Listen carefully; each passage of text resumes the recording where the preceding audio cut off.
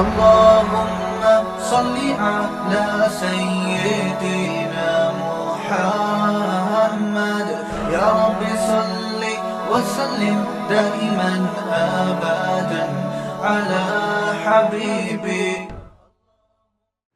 ایک ایتھیسٹ تقریر کرتے ہوئے کہہ رہا تھا کہ اللہ اگر ہے تو اپنے ہونے کے ثبوت کیوں نہیں دیتا؟ اللہ اگر ہے تو اپنے ہونے کے ثبوت کیوں نہیں دیتا؟ کہتے ہیں نا جھوٹ جب ڈھٹائی کے ساتھ بولا جاتا ہے نا تو انسان کی نفسیات ہے کہ وہ اس جھوٹ کو سچ سمجھنا شروع کر دیتی ہے. اللہ ہونے یہ جتنی بھی چیزیں ہیں نا یہ سب اس کے ہونے کا ثبوت ہی ہیں, کیونکہ کچھ ہونا کچھ کرنے کے والے کے بغیر ممکن نہیں ہے. دنیا میں کچھ بھی خود بخود نہیں ہوتا,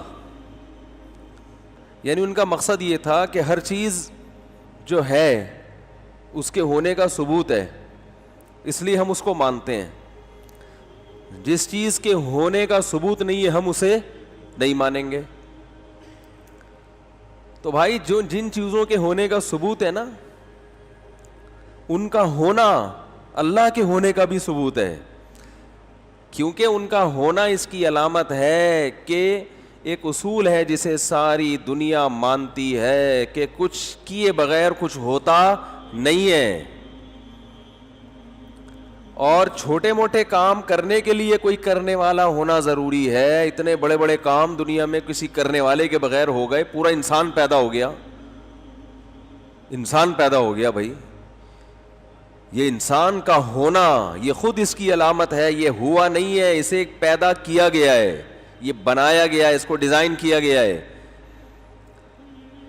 تبھی تو جو کہتے ہیں نا اللہ ہے تو ہونے کے ثبوت کیوں نہیں دیتا, اللہ نے قرآن میں کہا وفی انفسکم, اپنے آپ میں غور کرو تو میرا ہونا تمہیں سمجھ میں آ جائے گا, میرا ہونا سمجھ میں آ جائے گا تمہیں کہ میں ہوں.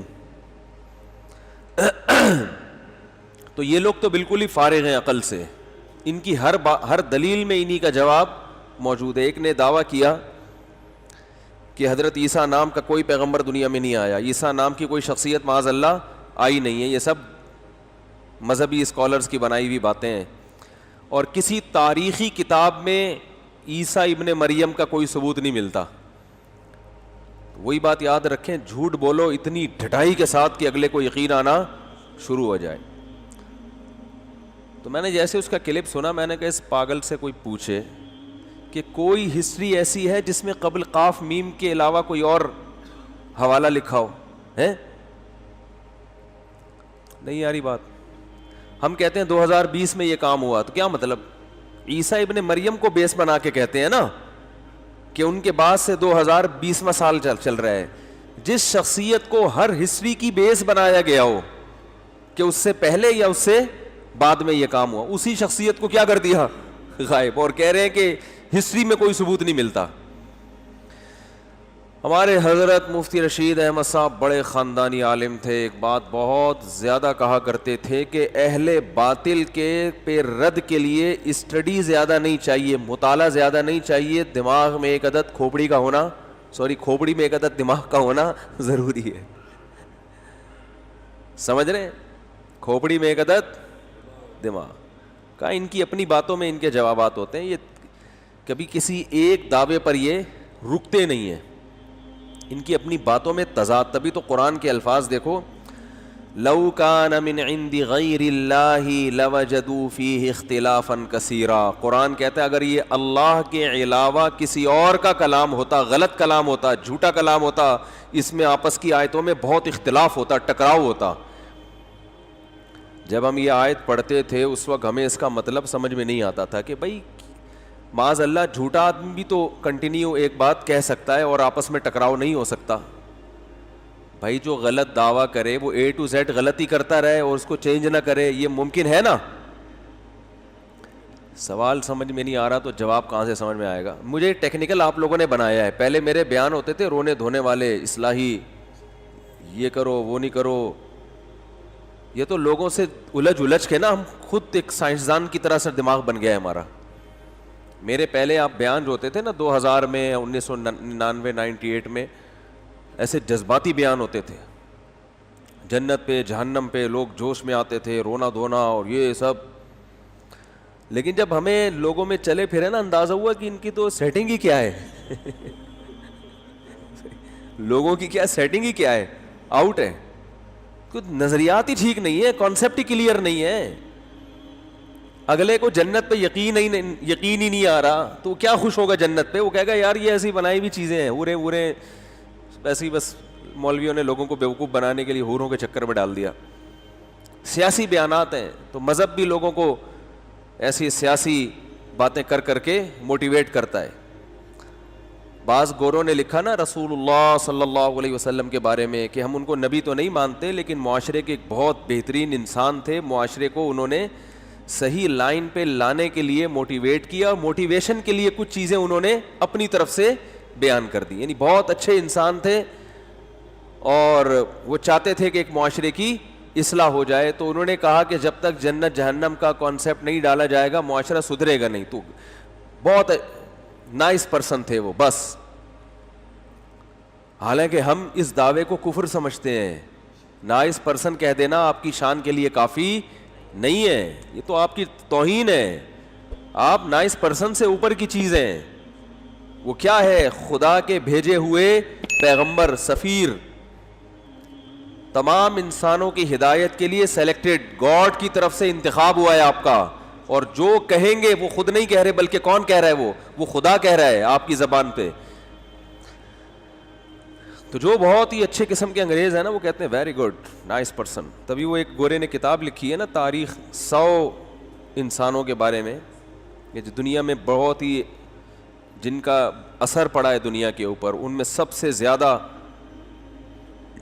محمد صلی اللہ علیہ وسلم کو پہلے نمبر پہ, کو اور بہت سارے لوگ ہیں کہ جو بہت انہوں نے معاشرے پہ ایک اچھا اثر ڈالا ہے. تو اچھا اثر تو بھائی نیوٹن نے بھی ڈالا ہے, اچھے کام تو نیوٹن نے بہت کیے ہیں. اچھے کام تو اقوام متحدہ نے بہت زبردست اچھے کام کیے. یونائٹڈ نیشن نے, آج یونائٹڈ نیشن اگر نہ ہو تو بڑی طاقتیں چھوٹی طاقتوں کو کھا کے ہڑپ کر دیں. WHO کے بھی بہت سارے اچھے کام ہیں. یہ ہمیں فری پھوکٹ میں جو مل رہی ہیں اتنی ویکسین, یہ ساری WHO کی وجہ سے تو مل رہی ہیں. تو کچھ غلط بھی ہو سکتا ہے, ہو رہے ہیں وہ کام, اچھے بھی ہو رہے ہیں غلط بھی ہو رہے ہیں, لیکن بہت سے اچھے بھی ہو رہے ہیں.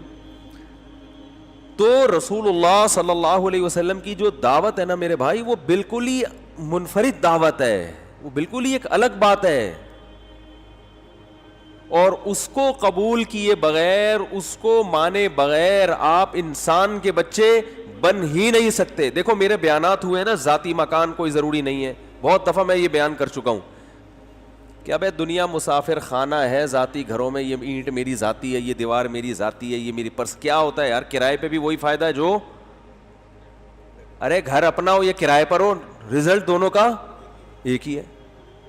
روٹی خرید کے کھاؤ یا کوئی فری پھوکٹ میں پکڑا دے آپ کو, رزلٹ کیا ہے؟ چبا کے کھا کے جو لذت حاصل ہوگی, نگلنے کے مزہ آئے گا, وہ تو اپنی روٹی میں بھی وہی ہے اور کسی اور کی روٹی میں بھی وہی ہے نا. تو مکان جو رہنے کے لیے لیا جاتا ہے, اگر وہ رینٹ پر ہے, فائدے اس کے وہی ہیں جو خریدے ہوئے مکان کے ہیں, وہی فائدے ہیں اس کے. آپ کے وہ پھر ایک نیا ٹاپک چھڑ جائے گا. بہت سے لوگ نئے بھی آتے ہیں نا, وہ کہیں گے کیسی باتیں کر رہے ہیں یار کہ ذاتی مکان ہی نہیں ہونا چاہیے. میں نہیں کہہ رہا ذاتی مکان نہیں ہونا چاہیے, اس پر میں بہت ڈیٹیل میں بیان کر چکا ہوں. ذاتی مکان کی ٹینشن نہیں لینی چاہیے, ہو تو اچھی بات ہے, نہیں ہو تو بھی کوئی ٹینشن کی بات نہیں ہے. بہت زیادہ اللہ نے پیسہ دیا ہے. خلاصہ اس بیان کا یہی ہے کہ اللہ نے اتنا پیسہ دے دیا آپ کو کہ طبیعت سے اچھا کھا رہے ہو آپ. چائے میں ڈبو کے پاپے نہیں کھا رہے, بلکہ آپ کا ناشتہ بھی وی آئی پی. آپ کو ڈاکٹر نے کہا کہ بھائی ڈرائی فروٹ ناشتے میں ہونا چاہیے, تو ڈرائی فروٹ کا بھی آپ کے پاس پیسہ پہلے ان چیزوں پہ خرچ کر لیا. آپ صبح ایک پاؤ پستہ کھایا کریں, چبا کے خوب, زنک ملے گا آپ کو. سربیکزی سے آپ کی جان چھوڑ جائے گی, صحیح ہے نا. گردے اچھے کام کرتے ہیں, لوگ کھاتے نہیں نا یہ چیزیں. اور آپ کا اخروٹ, دماغ کی سیٹنگ کیا ہو جائے گی؟ بہترین. اخروٹ جیسا دماغ ہے نا, ویسی اخروٹ کی بھی اللہ نے شکل بنائی یہ بتانے کے لیے کہ جس میں ذرا سا بھی دماغ ہوگا نا وہ اس کو دیکھ کے اندازہ لگا لے گا کہ یہ دماغ کے لیے مفید ہے, کھائے گا وہ.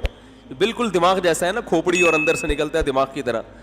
تو اللہ نے اس لیے اس اخروٹ کی ایسی شکل بنائی کہ اخروٹ کھانے سے پہلے آپ کو ڈاکٹر سے پوچھنے کی ضرورت پیش نہ آئے. اخروٹ بزبان حال کہہ رہا ہو کہ تو اگر اخروٹ نہیں ہے, ٹھیک ہے نا, تیرے دماغ میں اگر مغز ہے, اخروٹ نہیں ہے, تو میری شکل دیکھ کے اندازہ لگا لے گا کہ میں کس کے لیے مفید ہوں, تیرے دماغ کے لیے مفید. اس کو اللہ نے بنایا ایسے ہے. بعض چیزیں ایسی ہیں اللہ نے اس میں خود میسج رکھا ہوا ہے کہ کس چیز کے لیے مفید ہے. تو کھانے میں آپ نے بہت اچھی وی آئی پی سے مراد صحت مند خوراک, پہلے پیسہ اس پہ خرچ ہو انسان کا. دوسرے نمبر پر انسان کا پیسہ خرچ ہو رہائش سے میری مراد ذاتی یا کرائے نہیں, گھر کشادہ ہو, ہوادار ہو, دھوپ کا انتظام ہو, روشنی ہو اس میں. صحیح ہے نا. کرائے پہ آپ ایک ذاتی مکان آپ کو مل رہا ہے چھوٹا, جی اپنا ہے, لیکن اپنا گھر کیا ہوتا ہے, اپنا ہوتا ہے. 80 گز کا آپ نے اتنا سا مکان ذاتی ہے, ذاتی میرا ہے, میرا مکان, اور اس میں نہ دھوپ کا انتظام ہے, نہ وینٹیلیشن ہے, گندے نالے پہ وہ کھلتا ہے. کھڑکی کہاں کھلتی ہے, برساتی نالے پہ, ٹھیک ہے نا. اس پہ موٹی موٹی جالیاں لگانی پڑتی ہیں مچھروں سے بچنے کے لیے. جھانکتے ہو نالے نظر آتے ہیں, گندگی کے ڈھیر نظر آتے ہیں. تو یہ اس سے وہ آدمی کروڑہ گنا بہتر ہے جو کرائے پہ رہ رہا ہو مگر گھر اس کا کشادہ ہو, صاف ستھری لوکیشن ہو, دائیں بائیں چرسی ہیروئنچی بولو نا بھائی نہ رہتے ہوں. صحیح ہے نا. علاقہ صاف ستھرا ہو, دھوپ آتی ہو گھر میں, بچوں کے کھیلنے کے لیے کوئی کھلی گھر کے اندر ہی جگہ ہو. تو کرائے پر یعنی گھر کا مطلب یہ ہے. تبھی حدیث میں آتا ہے اللہم اغفر لی ذنبی ووسع لی فی داری, اے اللہ میرے خطاؤں کو معاف کر دے اور میرے گھر کو کشادہ کر دے. اگرچہ ہمارے نبی نے غربت کی وجہ سے چھوٹے سے گھر میں گزارا کیا مگر دعا کیا مانگی, گھر کی وسعت کی. تو بزبان حال آپ صلی اللہ علیہ وسلم نے بتا دیا بھائی میں تو دنیا سے بے رغبتی ہے, تو مجھے تو اللہ نے دیا ہی نہیں ہے, یا دیا ہے تو میں نے صدقہ کر دیا, رکھا ہی نہیں, تو میں تو گزارا چلا رہا ہوں. لیکن اگر گھر کی نعمت چاہتے ہو تو وہ گھر کیا ہونا چاہیے, وہ ساتھ کشادہ. گھروں کی تعمیر پہ اتنا خرچ ہو رہا ہے, گھر کا بیڑا غرق کر دیتے ہیں, بیڑا غرق کر دیتے ہیں. اتنے کمرے بنا لیے اس میں صحن ہے ہی نہیں, کھلا آسمان ہی نہیں ہے. او بھائی کیا کر رہے ہو, کیسے رہتے ہو یار اس کے اندر. میں تو اب گھروں میں جاتا ہوں نا, لوگوں کے موضوع چینج ہو رہے ہیں لیکن جلدی سے آ رہا ہوں میں اصل بات کی طرف. میں گھروں میں جاتا ہوں, اتنے بڑے بڑے گھر پورے پیک, ایک ڈک بنائی ہوئی ہوتی ہے, وہ وہاں سے ہوا آ رہی ہے اسٹائل سے یوں کر کے, یہاں سے اس پہ خوش ہو رہے ہیں یار کیا اسٹائل ہے ہوا کا نا, یوں آتی ہے ہوا بھی بہت ٹینشن میں آ جاتی ہے نا, کھانچے تلاش کر کر کے پھر یہاں سے سائڈوں سے گزر کے نکل جاتی. ارے کوئی کھلا صحن کیوں نہیں چھوڑا آپ نے بھائی. صرف شو بازیاں کہ گھر دیکھنے میں لگے کہ لگژری بنا ہوا ہے. وہ کھلا رکھو, کچا صحن رکھو, اس میں کچے صحن میں پودے لگاؤ اللہ کے بندے. کچے صحن میں منجی ڈال کے جب بیٹھو گے نا نیچے سے بھی ہوا لگے گی. چارپائی میں ہوا چاروں طرف سے لگتی ہے نا. منجی لوگ نہیں سمجھتے, کراچی میں منجی پنجابی میں کہتے ہیں, وہ چارپائی نہیں ہوتی ایسے, اس میں نیچے سے بھی ہوا لگے گی. آپ بیٹھو کچی جگہ. میں جب سفر کرتا ہوں نا تو یہ جو کچے ہوٹل نہیں بنے ہوئے مٹی کے وہ چولہے ہوتے ہیں, اس پہ کھانے کا مزہ ہی کچھ اور ہے. میں عموماً جب خود سفر کرتا ہوں نا اکیلا تو اچھے بڑے ہوٹلوں میں نہیں کھانا کھاتا میں. مجھے مزہ آتا ہے یار, یہ بالکل وہ نہیں کوئلے پہ پکا رہا ہوتا ہے ایک غریب سا آدمی, اس کی دال کھاؤ, آپ ان کی دال کھاؤ یار تڑکا لگوا کے, ایسا مزہ آتا ہے, پتہ نہیں کیا ذائقہ ہوتا ہے اس میں. کہتا ہوں منجی پہ نا, میں ادھر بیٹھا ہوں ایسی منجی جس میں نیچے سے بھی ہوا لگے, وہ ادھر ارلی سائڈ پہ ڈال دو, وہاں کچے میں بیٹھ کے درخت ورخت لگے ہوئے ہوتے ہیں, بڑا مزہ آتا ہے کھانے میں. دیکھو انسان کی جو نیچر ہے نا وہ کبھی تبدیل نہیں ہوتی. فطری طور پر انسان ہمیشہ سے گرینری کی طرف مائل ہوتا ہے, اور یہ سب چیزیں انسان کو مائل کرتی ہیں. خیر موضوع نہ چینج ہو جائے, جلدی سے بات سمیٹ رہا ہوں, تو بار بار یہ بات ریپیٹ ہوتی ہے نا, لیکن ذہن سازی کے لیے ضروری ہے کہ بار بار بیان کی جائے. تو گھر پہ خرچ کر لیا آپ نے, ٹھیک ہے نا, گھر کشادہ ہو گیا. تیسرے نمبر پہ سواری خاندانی ہونی چاہیے آپ کی. نبی صلی اللہ علیہ وسلم نے فرمایا نحوست کتنی چیزوں میں ہے, 3 چیزوں میں. ایک عورت میں یعنی بیوی آڑی ترچھی نکل آئی تو زندگی کیا ہو جائے گی؟ برباد. ایک سواری اور تیسری چیز گھر. نبی نے فرمایا 3 چیزوں میں نحوست ہے. علماء کہتے ہیں اس کا مطلب وہ والی نحوست نہیں ہے جو زمانے جاہلیت میں کہ یہ ہے ہی منوس، بس اس کے پاس گئے تو اب یہ تو نحوست ہی، وہ نحوست نہیں. مراد نحوست کہتے ہیں کہ آپ کی زندگی کا سارا مزہ کرکرا ہو جائے، آپ کو سب خوشیاں مل کے بھی بیڑا غرق ہو.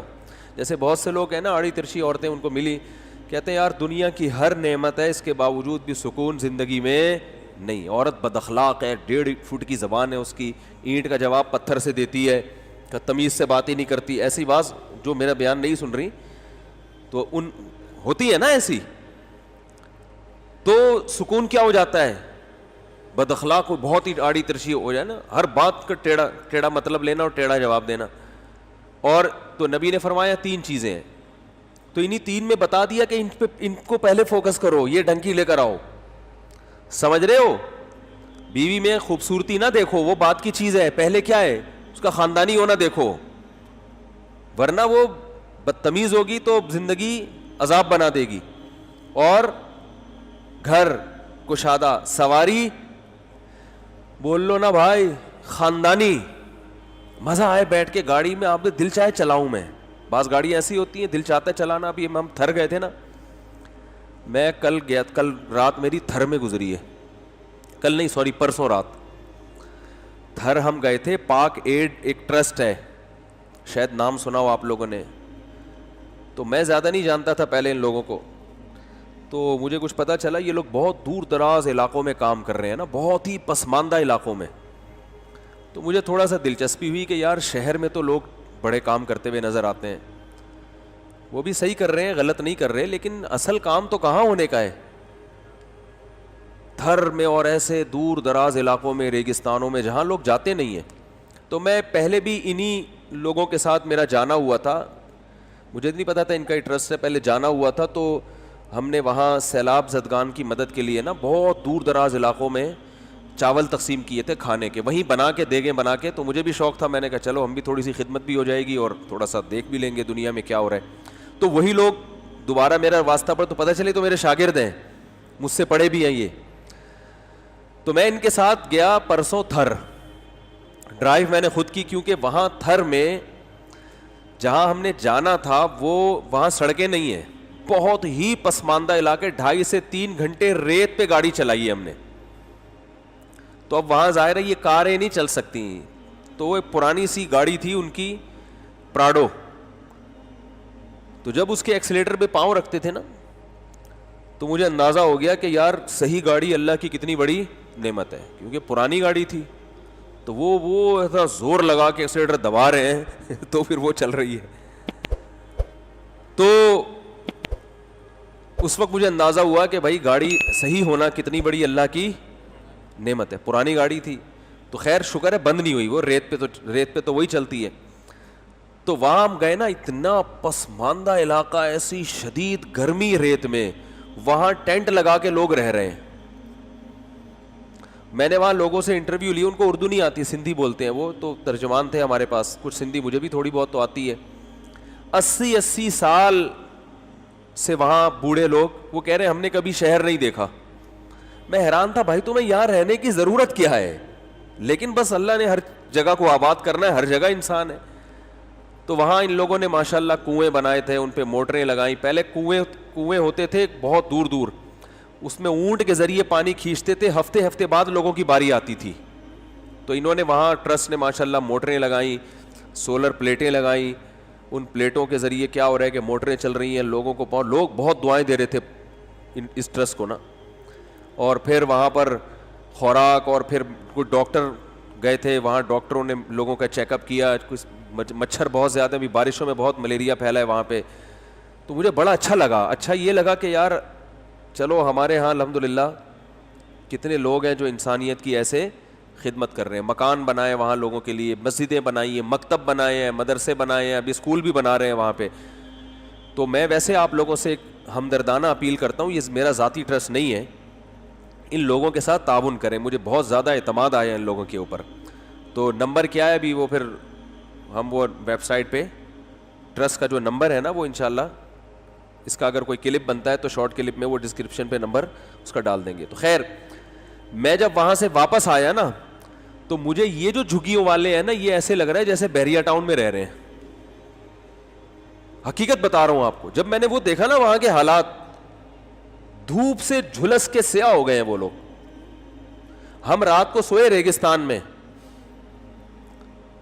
وہیں چارپائیاں ڈال کے, ان کے گھروں میں جگہ نہیں ہوتی, مٹی کے گھر ہیں ایسے یوں کر کے ایسے تکون شکل میں بنائے ہوئے ہوتے ہیں. تو ہم ریگستان میں سوئے ہیں اور نہیں سوئے کیونکہ گدھے اتنی زور زور سے چیخ رہے تھے.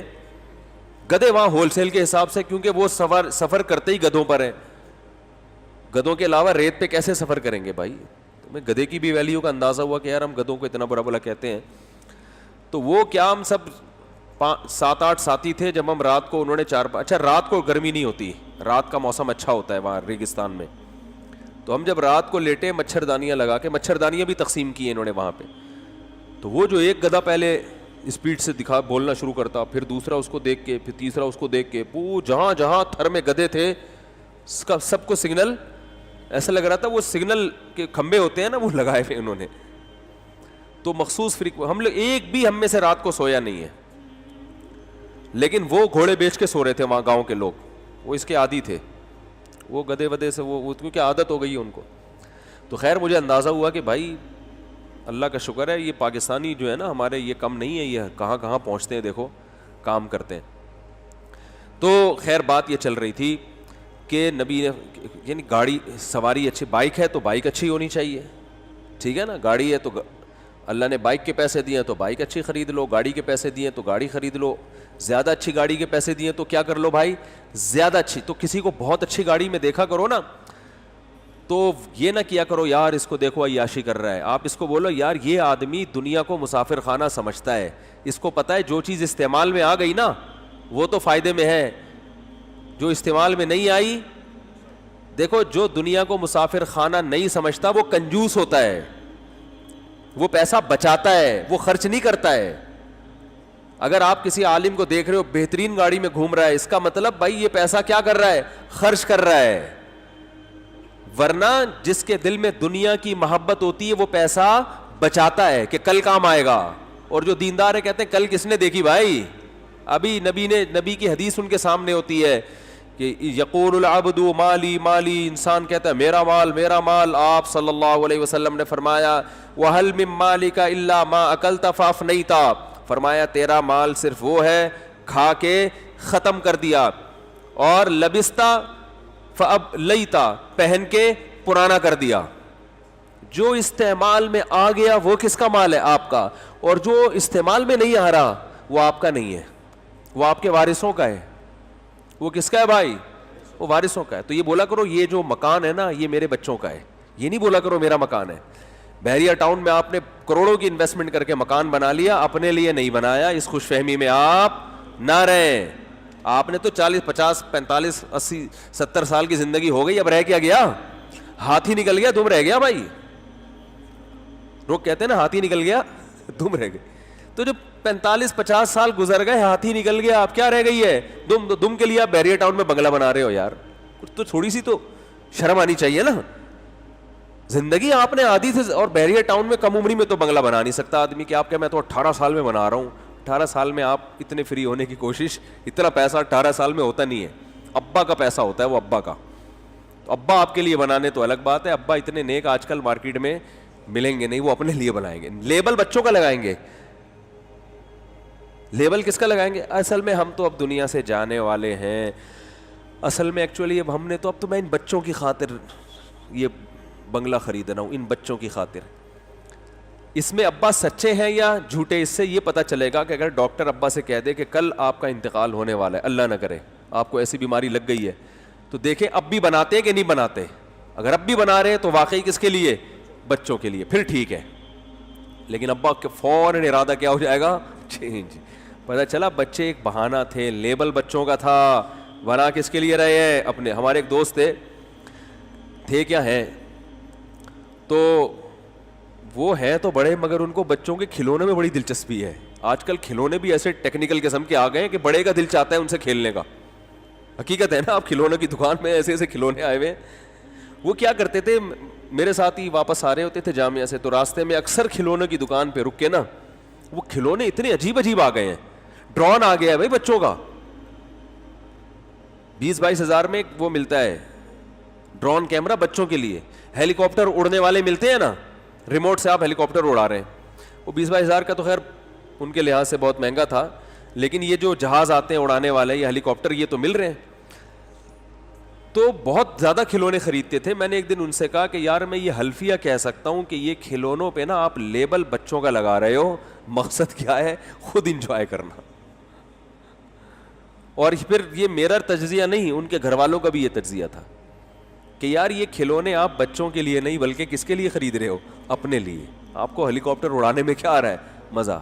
لیکن اب اس عمر میں آپ کھلونے خریدتے ہوئے اچھے نہیں لگ رہے, تو نام کس کا استعمال ہو رہا ہے, بچوں کا. تو بالکل یہی حال ہے, گھر خرید رہے ہوتے ہیں اپنے لیے, لیبل کس کا لگا ہوتا ہے, بچوں کا. موت کا تو تصور ہی دماغ سے نکال دیا ہے, مرنا ہی نہیں ہے بھائی, پتہ نہیں کیا ہو گیا, ایسی باتیں کر رہے ہوتے ہیں یار. تو کسی سے بول لو نا بھائی آپ یہ ایگریمنٹ کر رہے ہو, اگر مر گئے تو کیا ہوگا, تو وہ عجیب سے یوں دیکھنا شروع کرتے ہیں, یار میں کیوں مر گیا. تو بھائی اتنے سارے لوگ جو مرے ہیں تو بتا کے تھوڑی مرے ہیں, یہ پہلے سے پتا تھوڑی تھا کہ ان کو میں مر جاؤں گا. ابھی وہ بھی ان کا انتقال ہو گیا نا, ضمیر نقوی صاحب کا بھی, تو کوئی سوچ سکتا تھا, ایک دم اچانک اطلاع آئی کہ بھائی انتقال ہو گیا. تو یہ کسی کے ساتھ بھی ہو سکتا ہے, کوئی بھی مر سکتا ہے دنیا میں. مرنے والا کبھی اس کے لیے تیار نہیں ہوتا, وہ کہتا دوسروں کی خبریں آ سکتی ہیں, میری خبر نہیں آ سکتی. تو خیر میں یہ عرض کر رہا تھا کہ یقول العبد مالی مالی, نبی نے فرمایا انسان کہتا ہے میرا مال. تو آپ کا جو مال ہے نا, نبی نے فرمایا صرف اتنا ہے, کھا کے کیا کر دیا, ختم. فائدہ اٹھانا چاہتے ہو, اچھا کھاؤ. کیا کرو بھائی, یہ حدیث میں ترغیب ہے, یہ حدیث کا مفہوم یہی نکلتا ہے نا. کہہ رہے تو کہہ رہا ہے میرا مال, تو تیرا صرف وہ ہے جو کھا کے کیا کر دیا, ختم. تو مطلب کھاؤ اور ختم کرو. دوسری طرف حدیث میں زیادہ کھانے کی ممانعت بھی ہے.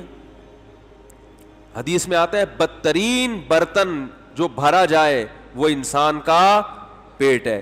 تو دونوں حدیثوں کو ملا کے رزلٹ کیا نکلتا ہے, پیسہ جو کھانے پہ خرچ کرنا ہے نا, زیادہ کھانے پہ نہیں بلکہ ماشاءاللہ آپ لوگ سمجھدار ہو گئے یار, اچھا کھانے پہ. جواب درست, ورنہ آپ لوگ جواب بھی بعض دفعہ غلط دے دیتے ہیں. جو پیسہ خرچ کرنا ہے زیادہ ٹھوسنے پہ نہیں, یہ تو اچھا کام نہیں ہے, بلکہ اچھا کھانے پہ. کھانا کم ہی ہے مگر کھانا اچھا ہے. ہمارے نبی نے بہت کم کھایا, کھایا اچھا ہے. جو کی روٹی استعمال کیا آپ نے کھجوریں کھائی ہیں. سمجھ میں نہیں آ رہی بات, زیادہ استعمال کس چیز کا تھا, کھجور. آپ ڈاکٹروں سے پوچھو کھجور کے بارے میں, کھجور کھانے کے بعد تو ویسے بھی کسی چیز کی ضرورت نہیں رہتی انسان کو. دودھ کون سا پیا ہے, اونٹنی کا اور بکری کا. ہم بھینسوں کا دودھ پی پی کے کس جیسے ہو رہے ہیں, بھینس جیسے ہوتے جا رہے ہیں. نہ پینے سے وہ بھی بہتر ہے, ڈبے سے تو پھر بھی بہتر ہے. بکری کا دودھ آپ لوگوں کو میں سمجھاتا ہوں یار بکری پالو, دودھ پیو. لوگ مجھے ایسے دیکھتے ہیں پاگل ہو رہا ہے, کیسے زمانے کی باتیں کر رہا ہے, باولا ہو رہا ہے. ٹھیک ہے آپ بناؤ, بحریہ ٹاؤن میں گھر بناؤ. بس ہر آدمی گھر سے نا انسان کا وزن ہے, یعنی کسی انسان کو کتنی عزت دینی ہے اس کا پتہ کس سے چلتا ہے, آپ کا گھر کہاں ہے اور آپ کا ہے یا کرائے کا ہے. کرائے کا ہے, ادھر جا کے بیٹھو. ذاتی ہے, یہ آدمی ماشاءاللہ یہ نصیحت کرے گا تو اس کی نصیحت سنی جائے گی, یہ کہیں نکاح کا پیغام بھیجے گا تو پیغام قبول کیا جائے گا, الیکشن میں کھڑا ہوگا تو ووٹ اس کو ملیں گے. کرائے کا گھر ہے, بیکارات. اور ذاتی گھر بنا کے کنگلے ہو گئے, کھانے کو روٹی نہیں ہے, کوئی مسئلہ نہیں ہے. ذاتی گھر تو ہے نا, اپنا گھر کیا ہوتا ہے, اپنا ہوتا ہے.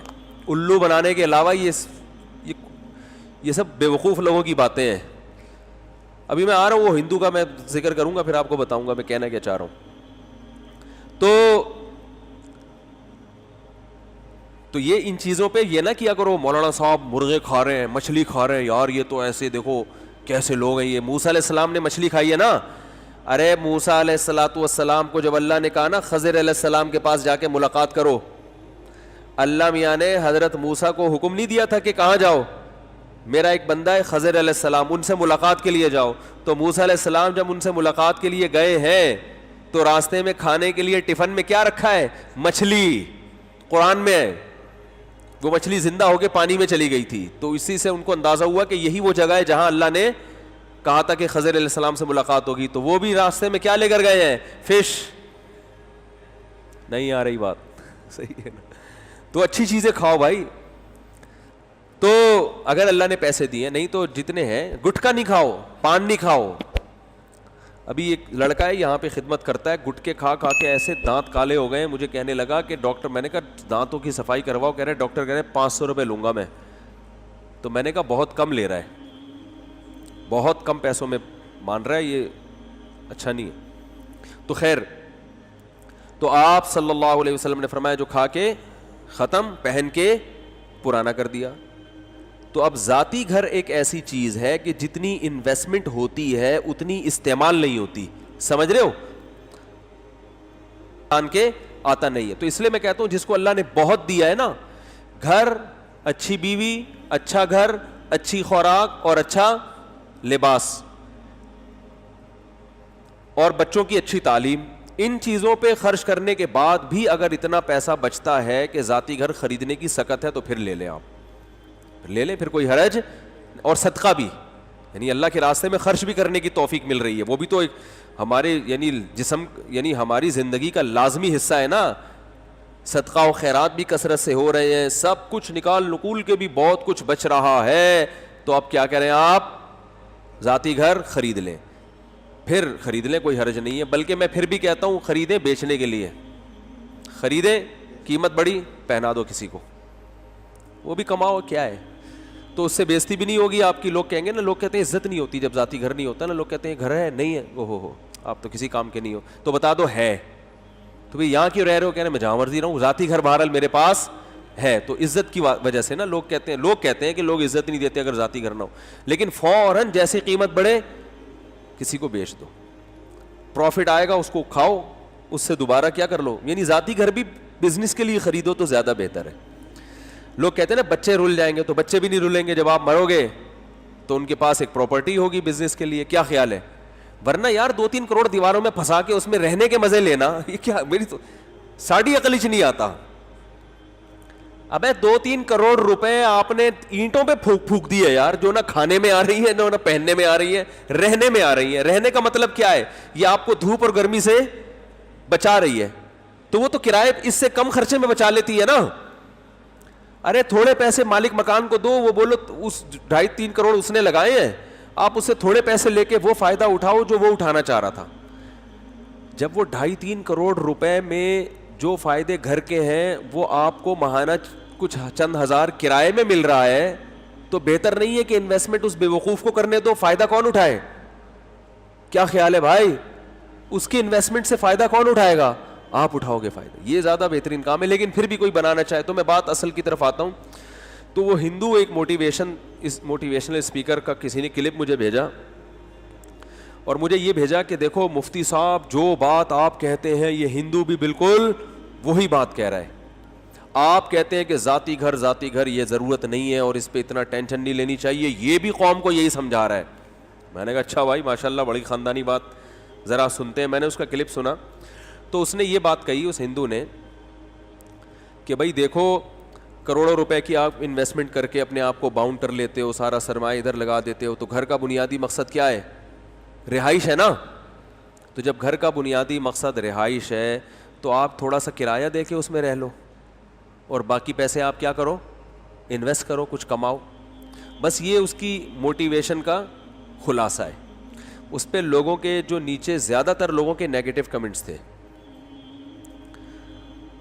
نیگیٹو کمنٹس یہ تھے, ایک صاحب نے کہا اچھا جب ہم 60 سال میں ریٹائر ہو جائیں گے, کرایہ دینے کے قابل نہیں ہوں گے, تو ہمیں بڑھاپے میں ضرورت ہوگی نا گھر کی. ایک اعتراض تو یہ تھا. اس کا اس موٹیویشنل اسپیکر کے پاس کوئی جواب بولو بھائی نہیں تھا. دوسرا یہ تھا کہ عزت نہیں ہوتی. جب آپ کا ذاتی گھر نہیں ہوتا تو دوست احباب عزت نہیں دیتے. عزت اسی کی ہے جو لینڈ لارڈ ہے. سمجھ رہے ہیں کہ نہیں سمجھ رہے؟ یہ دو بڑے اور بھی بہت سارے اعتراضات, کہ ابے الو بنا رہا ہے, ابے ذاتی گھر ذاتی ہوتا ہے, اس طرح کی بہت سی باتیں. تو میں نے ان سے کہا, میں نے دوست احباب سے کہا کہ اس موٹیویشنل اسپیکر کی تقریر میں ایک بہت بڑا فالٹ ہے, جب تک اس فالٹ کو حل نہیں کیا جائے گا نا, اس کی موٹیویشن میں جان پیدا نہیں ہوگی. سمجھ رہے ہو؟ وہ فالٹ یہ ہے کہ یہ لوگ موت کی باتیں نہیں کرتے. کیا بھائی 60 سال کے بعد تو رہ کتنے گئے تیرے؟ کم بخت 20 سال سے پیٹ کاٹ کاٹ کے آج تو نے گھر بنا لیا کہ 60 سال میں کام آئے گا, تو 20 سال کا تو بیڑا غرق کر دیا نا, جب کھانے کی طاقت بھی تھی, گاڑیوں میں گھومنے کا بھی مزہ تھا. اب بڑھاپے میں سارا بڑھاپے کے لیے کرتے کرتے جو جوانی میں عیش و عشرت کے دن تھے وہ کیا کر دیے, وہ بڑھاپے جیسے گزارے. بڑھاپے کی ڈیفینیشن کیا ہے؟ نہ کھا سکتا ہے نہ سواری کے مزے لے سکتا ہے.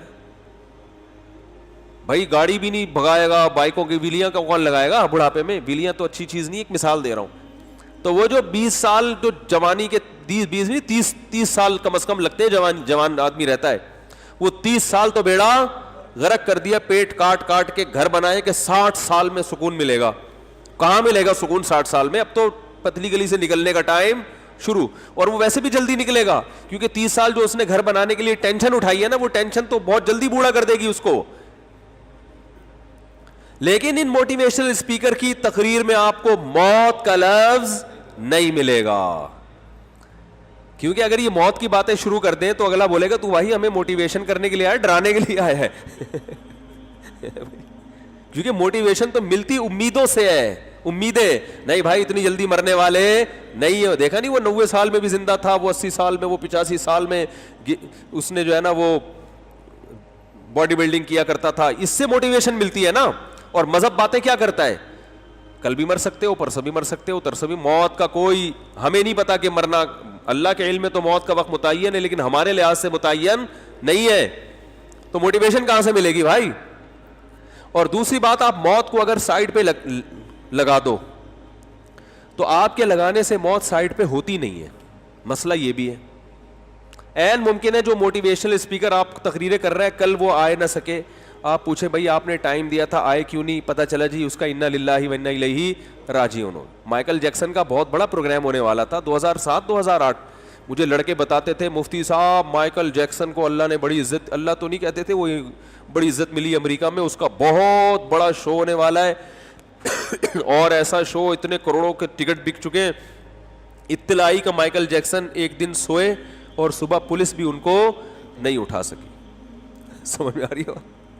ڈاکٹروں کی پوری ٹیم ان کے ساتھ گھوما کرتی تھی کہ ان کو اگر چھینک بھی آ رہی ہے تو اس کا بھی ریزن, جب تک ہم تو دیکھیں چھینکیں آتی ہیں تو 25-30 چھینکوں تک تو ہم سوچتے ہی نہیں ہے کہ ہو کیا رہا ہے. نہ اپنا سوچتے ہیں نہ جس کے منہ پہ چھینک رہے ہوتے ہیں اس کا سوچتے ہیں کہ اس کا کیا بنے گا. ایک آدمی نے مجھے بتایا اسی مسجد کے بارے میں, وہ نوجوان مجھ سے فجر کے بعد ملا, کہنے لگا یار مفتی صاحب آپ کی کمیٹی کے ایک ممبر ہیں بھی تھوڑے ایجڈ, وہ اتنا زور زور سے چھینکے, میں ان کے ساتھ صف میں کھڑا ہوا تھا کہ کورونا ویسے ہی پھیلا ہوا ہے تو میں تو گھر جا کے 3 دفعہ نہایا ہوں. وہ اپنا بتا رہے ہیں مجھے نا کہ اتنا زور زور سے چھینکے اور منہ پہ ہاتھ بھی نہیں رکھا, اور 2 دن بعد اطلاع آ گئی کہ ان کو کورونا ہوا ہے. وہ ٹھیک ہو گئے الحمدللہ, لیکن کورونا میں لیٹ گئے وہ.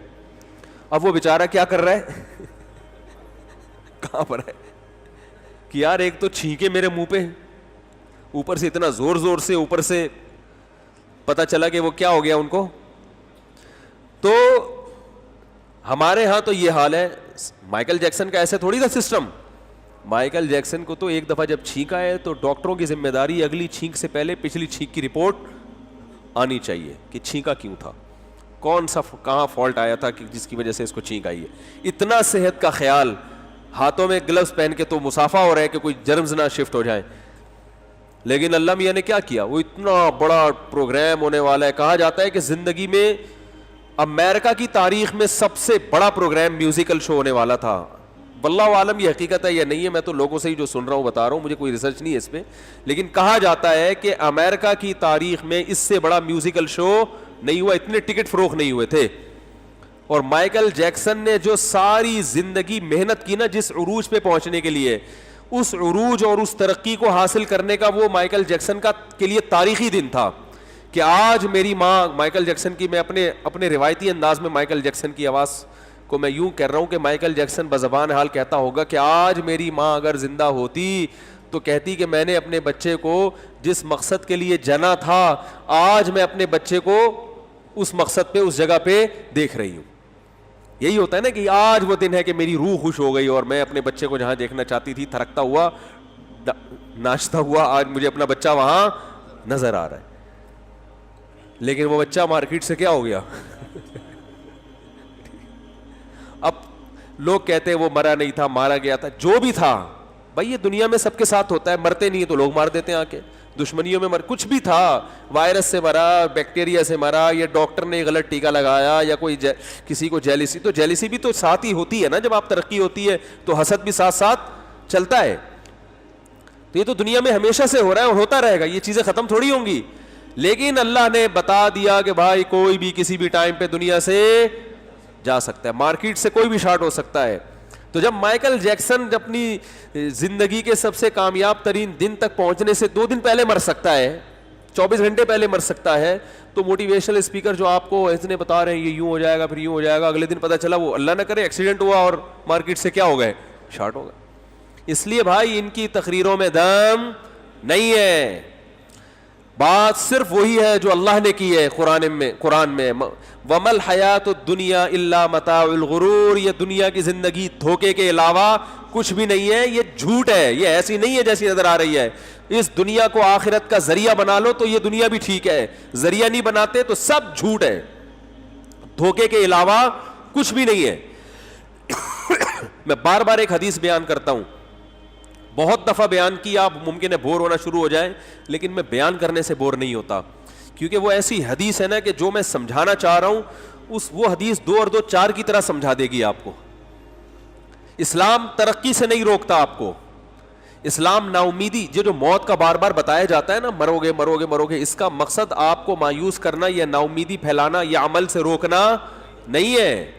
آپ کہہ سکتے ہو نا یار جب اتنا زیادہ ہر وقت مرے گا مرے گا مرے گا مرے گا تو پھر تو آدمی کے سارے جذبات ہی ٹھنڈے ہو جائیں, پھر تو مفتی صاحب یہ 4 شادیوں کی ترغیب کا کیا مطلب, جب مرے گا تو پھر ایک بھی نہیں کرنی چاہیے. کیونکہ بہت سے ایسے لوگ ہیں, ادھر شادی ہوئی, نکاح ہوا, ابھی رخصتی کی رات ہے, دولہا, اور یہ واقعہ صحیح ہے, دولہا بیوٹی پارلر جا رہا ہے تیار ہونے کے لیے اپنے دوست کے ساتھ بائک پر, اور جناب بائک سلپ ہوئی, پیچھے سے کوچ نے اس کا سر کچل دیا. یہ واقعہ میں نے یعنی دیکھا تو نہیں ہے لیکن ہمارے قریب یہ واقعہ ہوا ہے. بیچاری دلہن بیٹھی ہوئی ہے, دولہا کا انتظار ہو رہا ہے جی کھانے پر, دولہا صاحب ابھی آ رہے ہیں, اور جناب وہ بائک سلپ ہوئی اور پیچھے سے کوچ نے سر کچل دیا, مر گیا دولہا. بہت ہوئے ایسے واقعات, کوئی شادی سے 1 دن پہلے مر گیا, کوئی 2 دن بعد مر گیا, کوئی 3, کوئی جس دن بچہ پیدا ہوا اس دن مر گیا, کوئی بیچارہ پہلا بچہ پیدا ہونے سے 2 دن پہلے مر گیا, بچہ یتیم پیدا ہوا ہے. سب کچھ دنیا میں ہوتا ہے اور ہوتا رہے گا, چاہے سائنس ترقی کی انتہا کو پہنچ جائے, مگر ان حادثات سے دنیا کی کوئی طاقت نہیں روک سکتی. دیکھو کیسی کیسی ویکسینیں ایجاد ہو گئی ہیں, بہت جو بیماریاں جو دنیا میں خطرناک ترین سمجھی جاتی تھی ان بیماریوں کی دوائیں ایجاد ہو گئی ہیں. اب وہ خطرناک نہیں رہی ہیں. چیچک کتنی خطرناک بیماری تھی, چیچک کا جڑ سے خاتمہ ہو گیا, ایسی ویکسین ایجاد ہو گئی. پہلے ہمیں یاد ہے بچپن میں کچھ لوگ نظر آتے تھے جن کے منہ پہ بہت بڑے بڑے داغ ہوتے تھے, کھڈے پڑے ہوئے ہوتے تھے, بڑی خطرناک بیماری تھی. اب کوئی بھی ایسا نظر نہیں آتا, ویکسین ایجاد ہو گئی. لیکن کیا مطلب, بیماریاں ختم ہو گئی؟ کورونا کی بیماری پھیلی ہے, پوری دنیا کو ہلا کے رکھ دیا اس نے, پوری دنیا کو پورا. بڑے جو ماہرین ہیں نا وہ کہتے ہیں جب کورونا ختم ہوگا نا تو دنیا ایسے پلٹ چکی ہوگی, بالکل دنیا ایک نئی دنیا بن چکی ہوگی. بہت سے ترقی یافتہ ملک تنزل میں جا چکے ہوں گے, بہت سے غریب ملک اٹھ چکے ہوں گے, بہت سے غریب لوگ امیر بن چکے ہوں گے, بہت سے امیر غریب ہو چکے, بالکل پلٹ جائے گی دنیا. یہ میں نہیں کہہ رہا, یہ بڑے بڑے ماہرین کہہ رہے ہیں. بہت کچھ چینج ہو رہا ہے. کرونا نے اتنا سا وائرس ہے, ہلا کے رکھ دیا ہے سب کو, اور یہ وائرس ایسا عجیب غریب وائرس ہے, ہر ملک میں اپنی شکل چینج کر کے جا رہا ہے. پاکستان میں کسی اور اسٹائل میں آیا, انڈیا میں کسی اور اسٹائل میں. دنیا پاگل ہو گئی ہے اس کے کہ یہ ہے کیا. اور سب سے زیادہ تباہی امریکہ میں پھیلائی ہے, جو سائنس اور ٹیکنالوجی کی انتہا کو. اور جس ملک میں سب سے زیادہ بے احتیاطی ہوئی ہے پاکستان, اس میں سب سے کم تباہی ہوئی ہے. تو یہ خدا کے ہونے کا ثبوت نہیں ہے تو اور کیا ہے میرے بھائی. ایک ملحد کمبخت مولانا طارق جمیل صاحب کا مذاق اڑا رہا تھا. آپ لوگ نہ سنا کریں ان لوگوں کو, یہ وسوسے پھیلاتے ہیں. میں تو اس لیے سنتا ہوں نا کہ پتہ تو چلے مارکیٹ میں ہو کیا رہا ہے, کیا کیا کہہ رہا ہے. دیکھو مولانا طارق جمیل صاحب کرونا کے بارے میں وہ رو کے نہیں دعا کروائی تھی, اے آر وائی پہ میرا خیال ہے کروائی تھی. کہہ رہے دیکھو یہ سمجھتے ہیں کہ ان کے رونے دھونے سے کرونا کیا ہو جائے گا, ختم ہو جائے گا. وہ بڑی رو کے انہوں نے دعا کروائی نا, بھائی مشہور دعا نہیں ہے, اے آر وائی پہ میرا خیال ہے کروائی تھی کہ اللہ اس وبا سے ہمیں بچا لے بچا لے بچا لے. تو وہ ایتھیس مذاق اڑا رہا تھا ان کا کہ یار یہ ناٹک معاذ اللہ ناٹک کرتے ہیں, یہ مذہبی رہنما لوگوں کو کیا بناتے ہیں, بیوقوف بناتے ہیں. یہ ان کے ایسا ہوتا تو پھر ویکسینیشن کی طرف یہ لوگ کیوں جاتے ہیں اور یہ کیوں کرتے ہیں وہ کرتے ہیں. اب میں سوچ رہا ہوں اس سے میری ملاقات ہو, میں اس سے پوچھوں کہ بتا کہ جو بیماری جس طرح سے پھیلی ہے, جو احتیاطیں بتائی گئی تھیں پاکستان میں بیوقوفی کی ہے, کوئی اچھا کام نہیں کیا, وہ احتیاطیں ہمارے پاکستانیوں نے نہیں کی. وہ ثواب کا کام نہیں ہے کہ آپ سمجھے کہ ماشاء اللہ اب تو زبردست ہو گیا, اب تو وہ تو ادھر چھینکے تھے 3 دفعہ جا کے نہایا تھا, اب تو میں لوگوں کے منہ پہ جا کے چھینکوں گا. یہ کوئی اچھا کام نہیں ہے. لیکن اتنی بات تو ہے نا, یہ جو لوگ کہتے ہیں نا یہاں کا جو امیون سسٹم ہے بہتر ہے, یہ حقیقت نہیں ہے. یہاں کا جو یہ تو انڈیا اور پاکستانی کیا ہے, ایک جیسے ہیں. انڈیا میں جو معذرت کے ساتھ یہاں بھی بہت گندگی ہے, لیکن وہاں بھی کوئی گندگی کم نہیں ہے. گٹر ابل رہے ہیں, دھل رہے ہیں بارشوں میں, سب کچھ جو یعنی ہمارے کلچر میں اور انڈیا کے کلچر میں کوئی زیادہ فرق نہیں ہے. لیکن انڈیا میں بہت تباہی پھیل چکی ہے, ہمارے ہاں وہ تباہی الحمدللہ نہیں ہے. ساتھ میں ایران ہے, وہاں بہت تباہی پھیلی ہے, اس کے ساتھ افغانستان ہے, ان کی صحت پہ اثر نہیں پڑا. کلچر ایران کا موسم اور افغانستان کا ایک جیسا ہے. تو بھائی یہ دعاؤں کا اثر ہے, سمجھ میں آ رہی ہے بات. تو جو ملحد ہوتا ہے نا اس نے تو قسم اٹھائی ہوئی ہے کہ ماننا ہی نہیں ہے.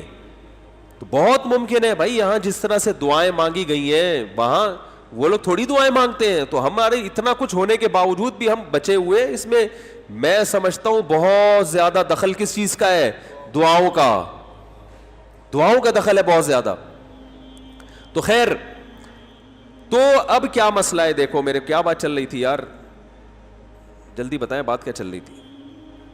تو وہ یہ چل رہے تھے کہ موٹیویشنل اسپیکرز جو ہے نا یہ موت کا تصور نہیں ہے. ہاں تو میں یہ عرض کر رہا تھا کہ اس سے تو انسان کے حوصلے پست ہوتے ہیں نا, موت کا سوچ سوچ کے. ارے موت کا سوچ سوچ کے حوصلے پست ہوں گے نا, یار یہ کیا ہے یار, یہ تو کل بھی مر سکتا ہوں آج بھی مر سکتا ہوں. پھر تو 4 شادیاں کیا انسان ایک بھی نہ کرے. جیسے میں نے جب دوسری شادی کی نا, تیسری کی سوری, تو وہاں یہاں ایک بوڑھے میاں کو پتہ چلا میرے گھر کے باہر گاڑیاں کھڑی ہوئی تھیں. میرے پہلے بھی بچے ماشاءاللہ کھیلتے رہتے تھے باہر, وہ بھی تعداد میں تھوڑے سے دوسروں سے زیادہ تھے. تو وہ دیکھتے تھے مولوی صاحب کے ماشاءاللہ اتنے سارے بچے. تو جب میرے گھر کے باہر گاڑیاں واڑیاں آئیں, وہ لڑکی والے آئے, تو وہ ایک بوڑھے میاں یہاں آئے. انہوں نے پوچھا یہ کیا ہو رہا ہے, مفتی صاحب کے گھر کے باہر اتنا رش کیوں ہے؟ تو کیا مفتی صاحب نے شادی کی ہے. تو ایسے غصے میں کانپنے لگے. میں بھی ان کی پوری ایکٹنگ نہیں کر سکتا. ایسے کانپتے ہوئے کہنے لگے, ممبر پہ بیٹھ کے کہتے ہیں دنیا مسافر خانہ ہے, اور حرکتیں دیکھو ان کی. ممبر پہ بیٹھ کے کہتے ہیں مرنا ہے, موت کبھی بھی مر سکتے ہیں, کوئی متعین وقت نہیں ہے, ہمیں کچھ نہیں پتا, کسی بھی وقت دنیا سے جا سکتے ہو, آج نہیں تو کل, کل نہیں تو پرسوں, ہر وقت موت کے لیے تیار رہو. اور حرکتیں دیکھو, 2 پہلے سے اور اب ایک اور ہے. بھائی حرکتیں دیکھو ان کی کیا ہیں, سمجھ میں آ رہی ہے بات. تو اپنے لحاظ سے بالکل ٹھیک کہہ رہے تھے. بھائی جب یہ مسافر خانہ ہے, آج نہیں تو کل مر سکتے ہو, کل نہیں تو پرسوں, تو ایک شادی کی بھی کیا ضرورت ہے بھائی, کیا خیال ہے بھائی؟ کل بھی پھر گاڑی خریدنے کی کیا ضرورت ہے, پھر جاب کرنے کی کیا ضرورت ہے, پھر جو ہم آپ کو کہتے ہیں پلاننگ کرو, بزنس کرو, بزنس میں اللہ نے پیسہ, میرے تو پورے بیانات ہوتے ہیں نا اس پہ. بھائی جاب کو چھوڑو, بزنس پہ آؤ. مسلمان کا اصل کام نوکری نہیں ہے. نوکری کا تو لفظ کتنا غلط ہے یار, نوکر سے نکلا ہے نوکری ہے بھائی. جاب کرو یار, سوری جاب کو چھوڑو, بزنس. ہاں جاب ایسے ادارے میں کرو کہ جس ادارے کا کوئی بڑا ویژن ہو, وہاں جاب کرنا ٹھیک ہے. جیسے کوئی کسی مدرسے میں استاذ ہے, جاب کر رہا ہے نا, کیونکہ مدرسے کا ایک بڑا ویژن ہے. یا اسکول میں ٹیچر ہے, وہ ٹھیک ہے کیونکہ اسکول کا ایک بڑا ویژن ہے. اس طرح فوج میں کوئی جاب کر رہا ہے وہ ٹھیک ہے کیونکہ ایک بڑا ویژن ہے ملک کا ڈیفنس جہاد کرنا. ایسے اداروں میں جاب تو ٹھیک ہے. کیا بارش ہو رہی ہے؟ ایسے اداروں میں جاب تو ٹھیک ہے. آپ ایک کولڈ ڈرنک کی کمپنی میں جاب کر رہے ہو, اس کا کیا ویژن ہے بھائی؟ کیا ہو گیا بھائی؟ اس کا ویژن ہے لوگوں کو ٹھنڈی بوتلیں پلانا. اس میں کیا ہے؟ یہ کون سا کام ہے؟ اس میں جو آپ جاب کر رہے ہو اس کا مطلب آپ مکمل نوکر ہو, نوکری کر رہے ہو آپ کی نوکری سے فائدہ کون اٹھا رہا ہے؟ کمپنی کا اونر. وہ گھر بیٹھے کروڑ پتی بن رہا ہے, محنت ساری آپ کی ہے. تو بھائی آپ کیوں نہیں کر لیتے یار؟ تو ایسے اداروں میں جاب کرنا جائز ہے بھائی, چھوڑ نہیں دینا بلا وجہ روڈ پہ آ کے گھر والوں کی تانے سننے کو ملیں گے, جائز وہ بھی ہے, لیکن جائز ہر جائز کام کرنے کا تھوڑی ہوتا ہے بھائی. اللہ نے ایک زندگی دی ہے, یاد رکھو دوبارہ زندگی نہیں ملے گی. کچھ کر کے جاؤ, سمجھ رہے ہو, کچھ کر کے جاؤ, کچھ بڑا کام کر کے جاؤ. قیامت میں اللہ کہے گا کہ ہاں بھائی اس نے ایسے ادارے میں جاب کی ہے کہ وہ ادارہ اس ادارے کے ویژن کا حصہ بنا, اور اس ادارے سے جتنی اللہ نے خدمات لی تو آپ کا اس میں کیا ہوگا؟ حصہ ہوگا. اور آپ جناب ایک گٹکے کی دکان پہ جاب کر رہے ہو بیٹھ کے, یا آئس کریم کی دکان پہ جاب کر رہے ہو, جائز ہے, وہ منع نہیں ہے, لیکن آئس کریم کھلانا کوئی انسانیت کی بڑی خدمت تھوڑی ہے, انٹرٹینمنٹ ہے نا. ارے لسی پلا دو پھر بھی ٹھیک ہے یار, کچھ پروٹین ملتے ہیں, کچھ آئس کریم میں کیا ہے سوائے کولیسٹرول کے. تو جاب بھی اگر کرنی ہے تو کسی ایسے ادارے میں جو ادارہ انسانیت کی بڑی خدمت کر رہا ہو, اور پھر اس میں بھی یہ دیکھو کہ ان کی نیت بھی خدمت کی ہے یا نہیں ہے, پھر ٹھیک ہے. ورنہ اصل اسلام کیا کہتا ہے؟ بزنس, کاروبار. صحابہ سارے کاروبار کیا کرتے تھے, بزنس کیا کرتے تھے. تو اب میں بھی لوگوں کو ترغیب دیتا ہوں بھائی بزنس میں پیسہ ہے, بزنس کرو. میں دنیا میں جہاں بھی جا رہا ہوں نا, میں نے کامیاب دیکھا ہے بزنس مین کو, تاجروں کو کامیاب دیکھا ہے. اور تاجروں کی زندگی ایسی ہوتی ہے کچھ نہ آ کے بھی بہت کچھ آتا ہے ان کو, لوگ ان کے غلام ہوتے ہیں تاجروں کے. ارے مجھے ایک بات بتاؤ, یہ جو سوزوکی کمپنی کے بڑے بڑے سائنسدان, یہ ٹویوٹا کمپنی ہے نا جاپان کی سب سے زیادہ جس کی گاڑیاں سیل ہوتی ہیں, اس کے جو بڑے بڑے سائنسدان ہیں, جو میکینک ہیں, جو گاڑیاں بناتے ہیں, ان کا علم زیادہ ہے نا. کیا خیال ہے کماتا کون ہے؟ کماتے کمپنی کے مالکان ہیں, جو ممکن ہے ABCD بھی نہ جانتے ہو. انہوں نے اتنے بڑے بڑے سائنٹسٹ کو اپنے ہاں ملازم رکھا ہوا ہے.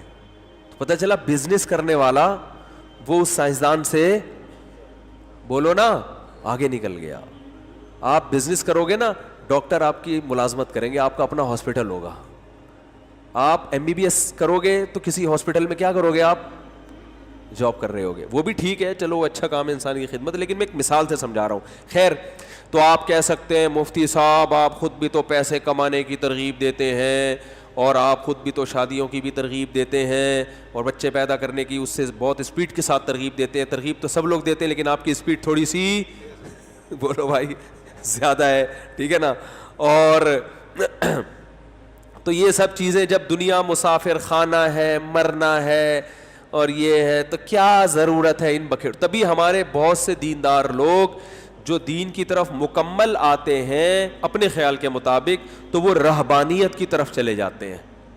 رہبانیت کا مطلب دنیا سے بے رغبت. پھر وہ نہ کماتے ہیں نہ کوئی ترقی کا ان میں ذوق شوق. وہ کہتے ہیں دنیا مسافر خانہ, بس ہمیں تو ایک پیالہ ہونا چاہیے پانی پینے کے لیے, اور ایک روٹی مل جائے کہیں سے, اور ایک جنگل میں ہم رہ لیں, اور اتنا پیسہ کیا کرنا ہے. اور پھر وہی جو آج کل اسٹائل چل رہا ہے, صحت کی تو حفاظت کی فکر بالکل بھی نہیں کرتے, اس کو حب دنیا سمجھتے ہیں. اگر کوئی کورونا سے بچنے کی ترغیب دے رہا ہے, مجھے میسیجز آتے ہیں میرے پاس, مفتی صاحب آپ موت سے بہت ڈرنے لگے ہو. جب کورونا پھیلا ہوا تھا نا, میں نے احتیاطیں کہتا تھا لوگوں کو, مفتی صاحب اب آپ وہ مفتی صاحب نہیں رہے. ایسے بھی میسج آئے, مفتی صاحب اب آپ وہ نہیں رہے, اب آپ کو شہرت ملی ہے تو اب آپ کیا ہو گئے ہو؟